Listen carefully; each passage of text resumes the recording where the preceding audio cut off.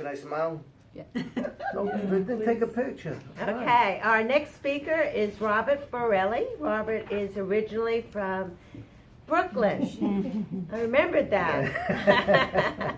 But he's been here in Dallas-Fort Worth area for approximately 18 years. 18 years. He's married to his beautiful wife, Patricia, and children.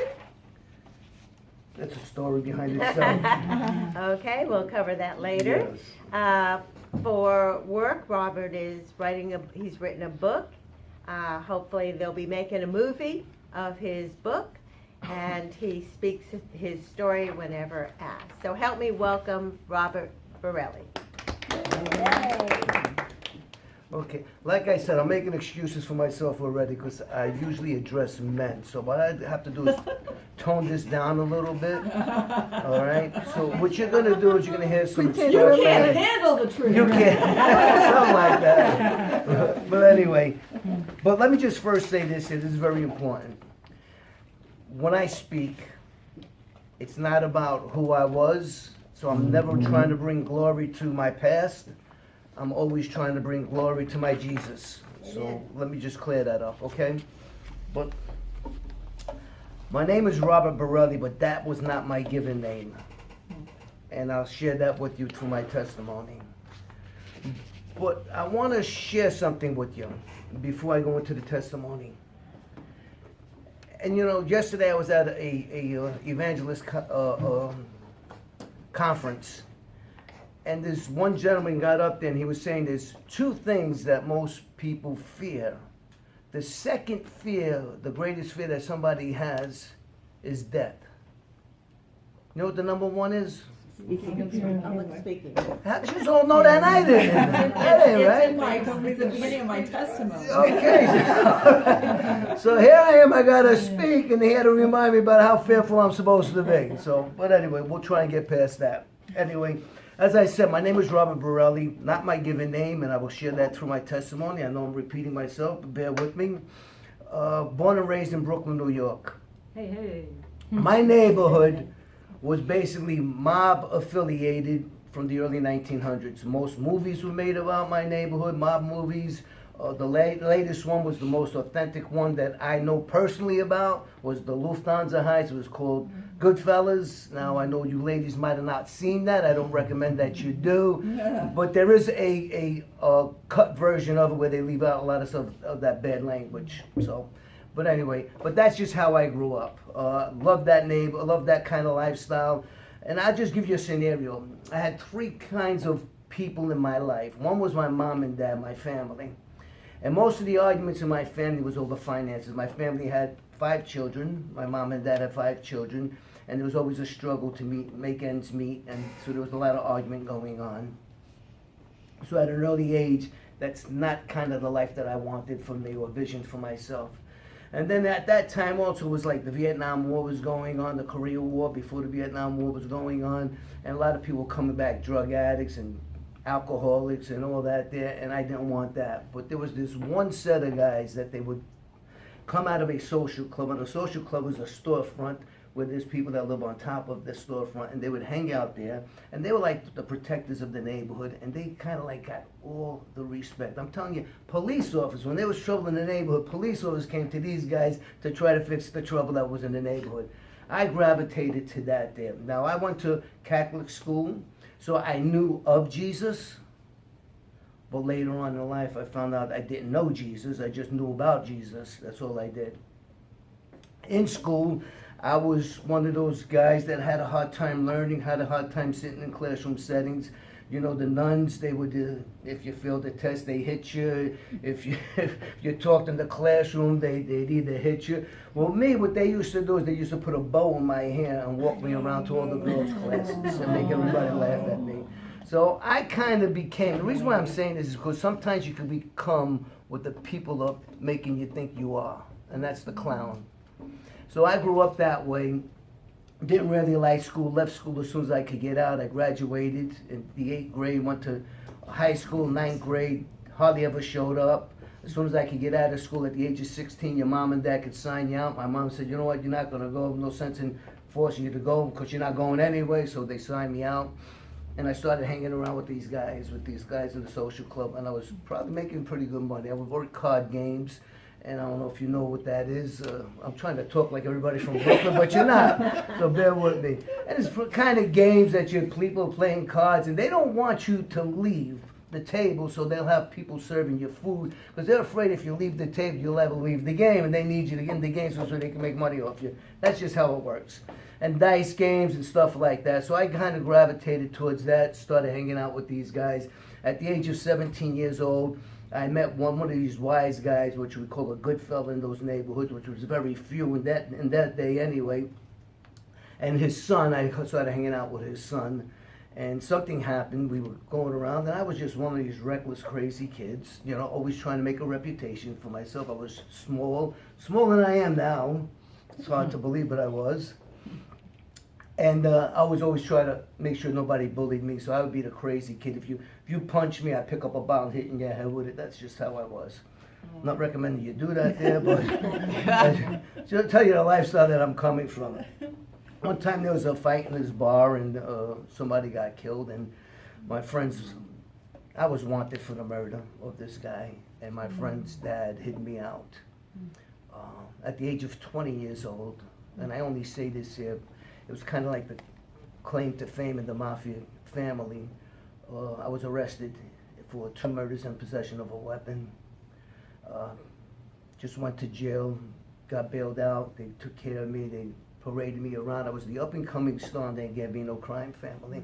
And at that point in time, I'm not sure where they stand today, but at that point in time, they were the largest, most powerful family of the 5 families of organized crime back in New York.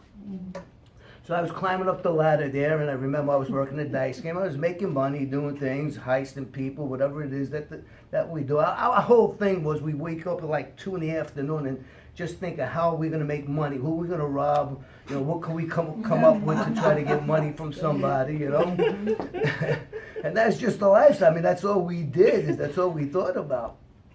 So I was working this crap game, and this one guy lost like about $10,000 in about 10 minutes, and that's back in 1975, and that was a lot of money. And I was very impressed by it. But not only did he lose that money so quick, he asked them to send me out to his car to get a bag. And he gives me the keys to his car. It's a brand new Jaguar. And in the back seat, there's a bag. I take the bag, I bring it in, it's full of money. Now, I don't remember he got his money back, he lost it all. I really don't remember that.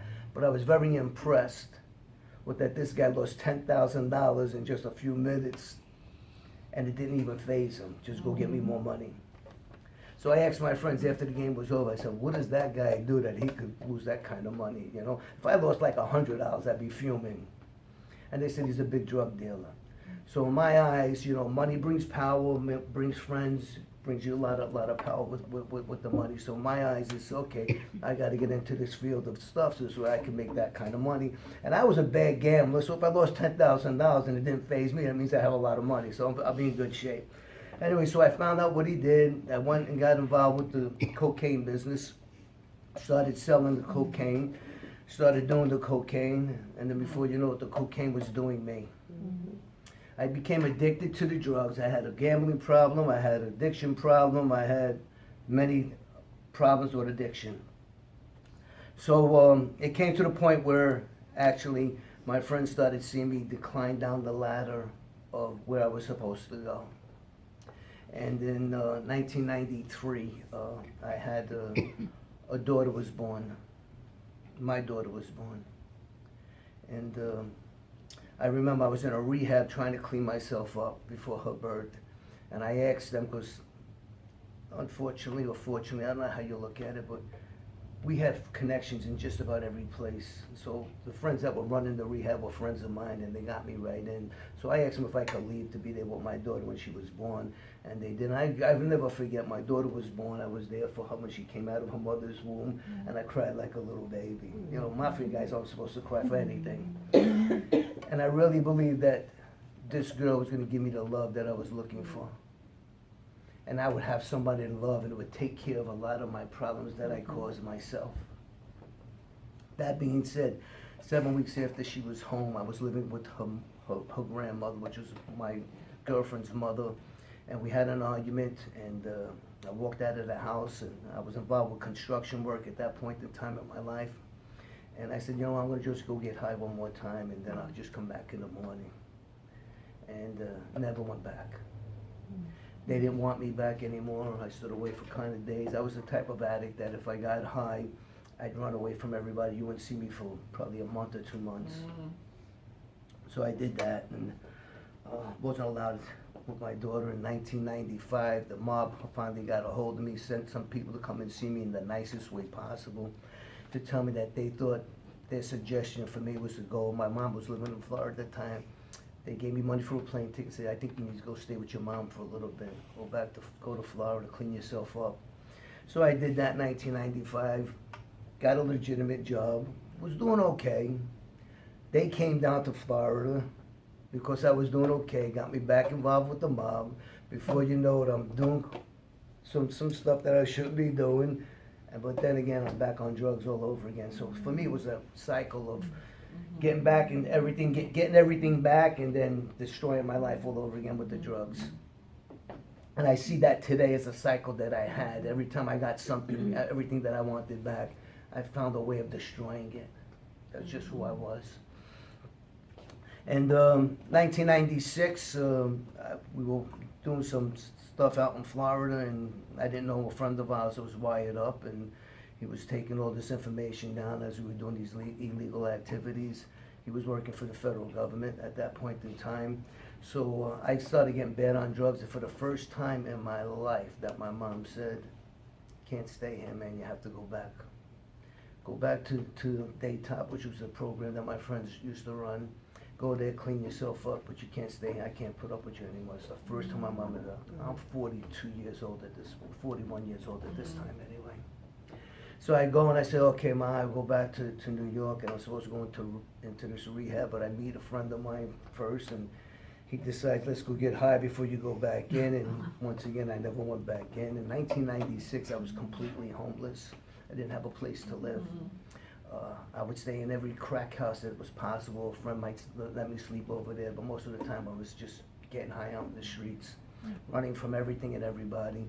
And then a guy pulls up next to a friend of mine, and he says, hey, your name is in the paper. And I'm trying to think of why my name is in the paper, and it's this big bust in Florida for a RICO Act, which is RICO, I don't know, Organized Crime Act, something like that, and my name is in the paper, and they got everybody else. But the weird thing was the government was looking for me, the FBI. They were driving past me, but they couldn't recognize me from my mugshot because of what the drugs had did to me. That's how bad I looked on the drugs. So I got locked up for a case selling drugs to an undercover agent, which I really didn't sell. He made me go cop for him, and then he told me I sold him the drugs. Anyway, so I got locked up for that. In 1997, I found myself on Rikers Island. I found myself, the government came and made the state know that I was wanted for a case out in Florida also, and I was getting no bail, and locked up on Rikers Island. And the weird thing is that, there's two things I do, because I've been in and out of prison a lot in my life. But two things that I have that I just do to get comfortable as possible in prison. One is I try to get money to pay for a good attorney to get me out of the mess that I got myself into. And I usually depend on my friends from the outside. The second thing is for them to send money into my commissary so I can live as comfortable as possible while I'm in there. And then I could do my bid pretty good. So I'm calling up everybody, and everybody's saying, no, can't help you this time, can't help you this time. I call up this one girl, and she says, why don't you go read your Bible? I'm saying, okay, I'm going to find a lawyer in the Bible, I'm going to find commissary money in the Bible, I'm going to open up a page and money's going to pop out, And I'm thinking it's just a brush up. But the sad thing is that my daughter's mother was allowing me to talk to my daughter over the phone. Wow. Because she knew I wouldn't be able to go and see her, and my daughter couldn't see the lifestyle that I was living, so she allowed me to talk to her. So I'm calling up my daughter periodically, and this one time I call up my daughter, and she's crying on the phone. And this is very sensitive for me, so I asked her, Brianna, that's her name. I said, why are you crying? She's about 3.5 years old at this time. And she's saying, because she won't come and see me. Now, any other time I'd be getting cocaine or liquor or something, or hitting somebody or doing something to get that pain away from me. But I couldn't do none of that while I was in Rikers Island. And it just hit me and it just crushed my heart. And I didn't want the inmates to see me cry, so I slammed down the phone. I ran back to my cell. And this is basically what I said. Now, I didn't know nothing about any sinner's prayer or anything like that. And I just cried out and I said, God, if you're real, either have somebody kill me or change me, because I cannot live like this anymore. And I really thought the latter one would be the greater one to come, because Rikers Island, for a white guy to get killed wouldn't be too hard, to be honest with you. I mean, the first one, not the latter one. Actually, the latter one did happen because I'm here talking to you. But anyway, so I just remember that time, and I remembered what that girl said, to go get a Bible. So I was the type of guy that when I was in jail, I tried to stay by myself. I don't get involved with a lot of the stuff that's going on at the prison, nonsense that goes on. I get Robert Ludlum books and I read all his books, his espionage books. I used to love espionage books. So I get the Bible, I start reading a little bit of it. And I felt something inside me saying, you need less of those books and more of this book. So little by little, I'm giving these other books away and I'm just started reading the Bible. Now this is where I come in and I say to everybody, I like to say is, it's never too late for a new beginning. And it happened to me, first spiritually. But then the federal government got a hold of me and they said, if you cooperate with us, we'll place you in the witness protection program and we'll give you a whole new life. Now I was debating with it because you see, when everybody turned their back on me and I was in Rikers Island, I felt completely hopeless. I felt even if I did my bit, I was going to come out, I was only going to be Robert the Crackhead and probably die Robert the Crackhead. I mean, the drugs really had a stronghold on me, and I couldn't escape it. So I listened to what they had to say, and a few months down the road, they take me, and this is all a God story after this here, because God just orchestrated every step, because you know when you're in federal custody or you're in state custody, you have no say where you're going. But you know what the key thing was? I hear so much today about committing your life to Christ. That's not what God told me. He said, you made too many commitments to too many people, you didn't keep any of them. I want you to surrender it. I want a total surrender of your life. Give it to me. I want to take you, kill it, and I want to live you. I want to live in you and through you. So I remember that being said in my spirit. So now I go and I cooperate with the government. I go to Florida. And the weird thing is, as they're transporting me, they bring me to an MDC, which is a Manhattan Detention Center for the federal government. And who am I locked up with? The people I'm going to be testifying against. But they didn't know it. So they're being buddy-buddy with me. And I feel so much guilt. And finally, the next day, they take me out and they put me into it. Now, you would think that you're working with the government, you got Jesus on your side, and life's going to get better, right? It didn't happen. Trust me, it didn't happen. The first place they put me when I hit Miami, Florida, was in a cell with nothing there, ice cold, isolated from everything, not even a blanket, and sleeping on metal. Finally, they got me out of there, and the government, the U.S. attorney, they're working with me to get. And you see, the thing with the witness protection program, cooperating with the federal government, and being a witness for them, is you have to tell them everything you did, from the day you were born into the day you walked into that office. So I had to literally rap myself out for every crime I ever committed. But not only that, now they want to know who you did all these crimes with, how many crimes you know that other people did that you. So I had to do that because they end up giving you a lie detector test and all that, so they know if you're conning them or not. So I went through all that there. My mom at that time was not happy. My family was kind of involved with that life. Not involved with it, but was surrounded by it, and you just don't tell on your friends. You just didn't do that. So not everybody was happy with my decision. So 1997, I'm in Rikers. I get sent to, and every place I went, I went from Rikers Island to security, so where I was locked up for 23 hours a day by myself, and all I had was a TV. but I watch everything, every Christian thing. I watch any secular TV. And I was there for a couple of months, and then people found out where I was. And the government found out that people knew where I was. So my protection, they took me and they placed me someplace else in Vero Beach. It was called Indian River County Jail. In Indian River County jails, there was 2 Bible studies a week. So when I say this, is to just see how God was just moving me along, and I had no control over it whatsoever. It was all a God thing.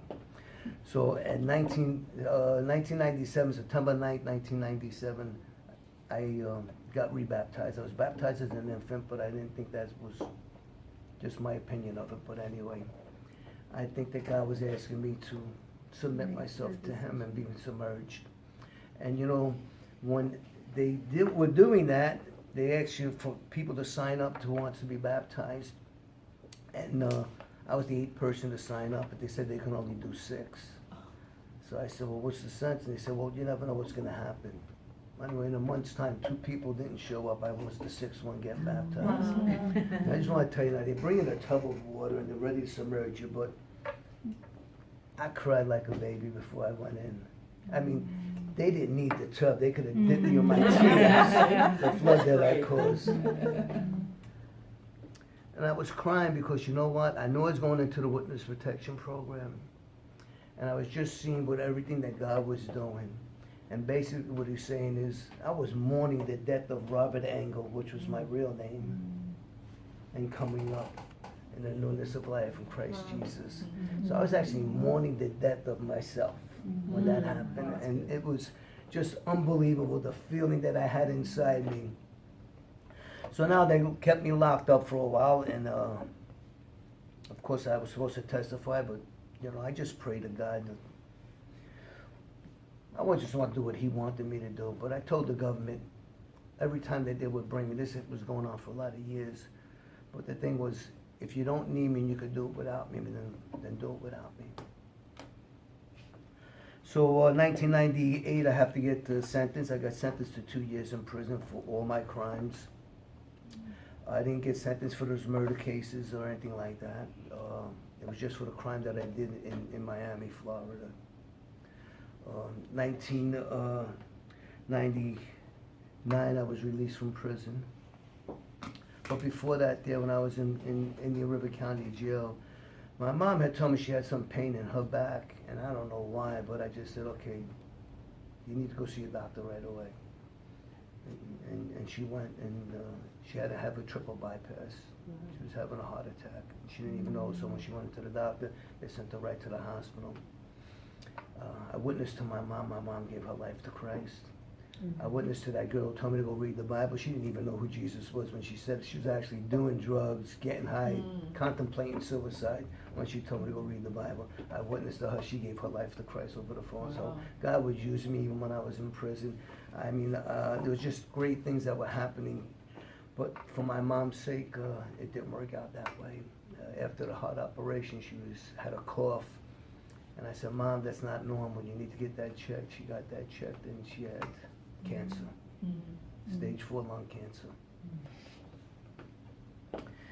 1999, I get released March 5th, 1999. I get released from federal custody in Sandstone, Minnesota. The marshals come pick me up, and they're going to send me to this place. And since it was a weekend, they couldn't do it. They couldn't fly me out. I had to stay in Sandstone, Minnesota in a hotel by myself. And then they picked me up Monday, and they sent me to this place, and I have no idea where it is. I know somewhere it's in Virginia or Baltimore, somewhere like that. I remember getting off the plane into a van. And I want to tell you something. You want to scare an old Mafia guy? Put him in a van that has no windows, man. You'll scare him. So they put me in a van. Now I'm thinking in my head, I'm going to be honest with you, I'm thinking in my head it would be easier for them to kill me than to support me for a couple of years. And who's going to know? He went with his brother. Oh, we don't know. You can't know where he is, right? So anyway, those are thoughts going through my head. So they take me out of the van. I'm in this hallway. They bring me up the steps. They put me in a room, and it's an isolated room. If you go into the yard's about 20 feet high, walls around you, all 4 walls. And all you could do was look up, and Jesus knew that's what I needed to do, just keep looking up. So I'm in there, and they evaluate you. They see where they're going to place you in this new life that they're going to give you. And so you have to, and today, in those days, You can keep your first name, but you have to change your last name. So they come in, they say, okay, give us a last name that you would like. And so I give them a last name. Now, I always wanted to be Italian. I wasn't full Italian. So I always give them an Italian name, and they would come back, they say no. And then I do another one, they come back and say no. So I happened to watch this episode of MASH. And there's one episode of MASH, this Dr. Borelli. Now, he is not part of the MASH outfit. He's not part of the MASH outfit. He is sent over to the MASH unit because somebody needed a heart transplant, and he was the only one that can do it, an emergency heart transplant. So they come in and I say, Borelli, and they say, come back, and they say, okay, that's your name. Now, the only regret I have for that, I'm going to be honest with you, I should have said Dr. Borelli, because maybe I would have came out with a PhD. So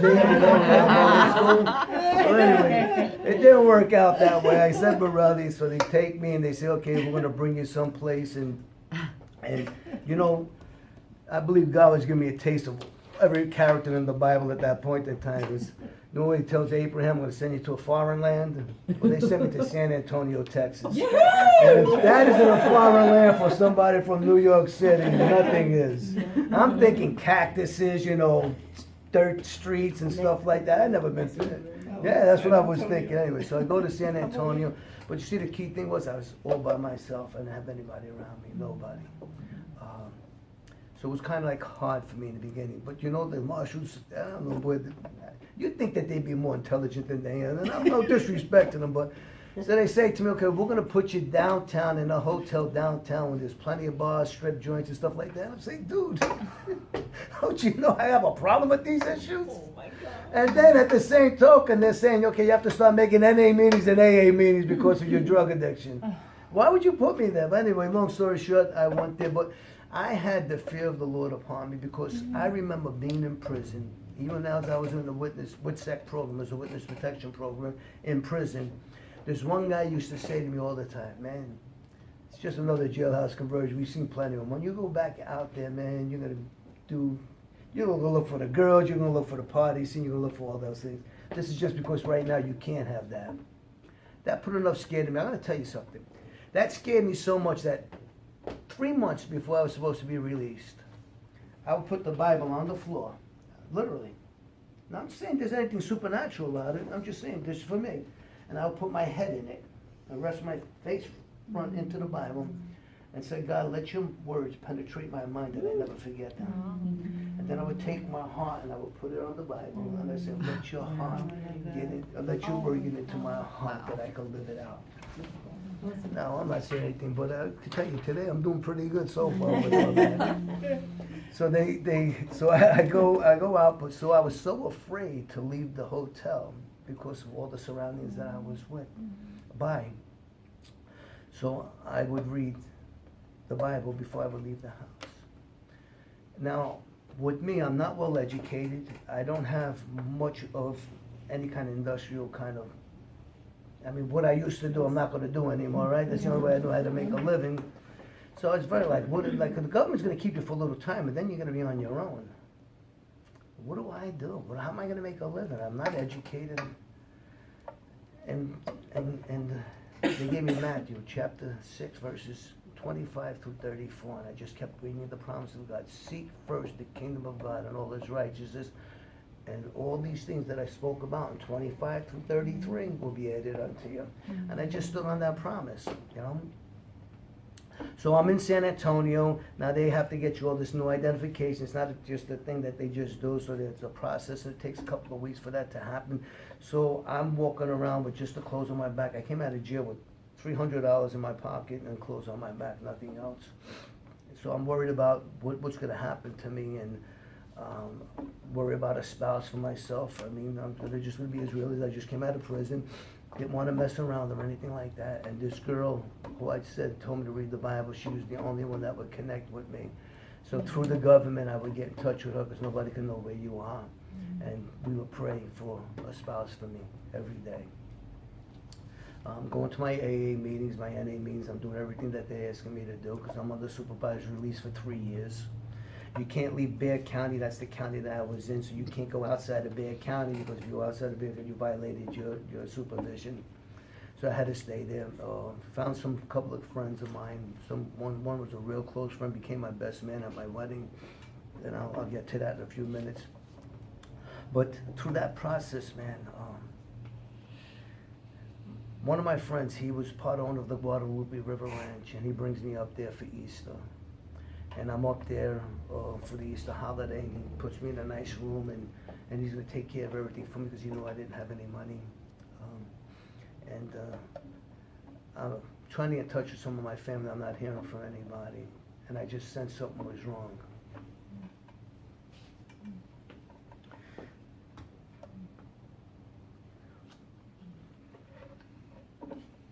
I finally get in touch with somebody. My mom had passed away. And she passed away 3 days before I even found out that she passed away. And since I was on the witness protection program, I couldn't even go to her funeral. So I never really got closure on my mom. The last picture I have in my mind of my mom was in Indian River County Jail, her on one side of a plexiglass on the phone with me. And it just broke my heart because I didn't understand it. I said, God, you're giving me this agape love, this love that I never experienced in my life. Nobody could have gave me this type of love, and I want to share it with everybody. That's what I did when I came out of jail. I said, but the one person that I wanted to show that love to the most was my mom, and I don't understand it. I said, I thought you were going to heal her. And he said, she is healed. And he said to me, what you want to give your mom, I want you to give to other people. So I started doing nursing home ministry. And I did it every Saturday, every Sunday. From that point on for 2 years. 2 years I was in San Antonio, and then another year at Christ for the Nations, and then another, I think, 8 years in Mansfield. So I just started sharing the love of Christ with all those people, and this is what I'm learning. That when your relationship with God gets right, and all your other relationships start falling into place. Amen. And they just start growing, and they get better, and they get better, I think it's Proverbs 37:4 says, if you delight yourself in the Lord, He will give you the desires of your heart. Now, a lot of people just like that bottom part, give me the desires of my heart. They don't want to delight themselves in the Lord.